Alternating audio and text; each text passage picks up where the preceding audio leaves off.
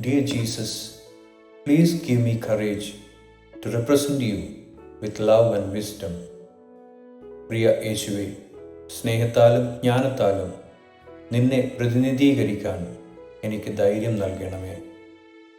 Mathew 5:13. You are the salt of the earth, but if the salt loses its saltiness, how can it be made salty again?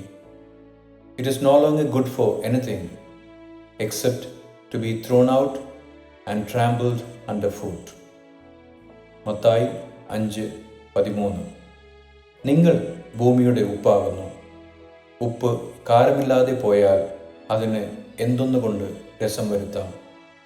പുറത്ത് കളഞ്ഞിട്ട് മനുഷ്യർ ചവിട്ടുവാൻ അല്ലാതെ മറ്റൊന്നിനും പിന്നെ കൊള്ളുന്നതല്ല.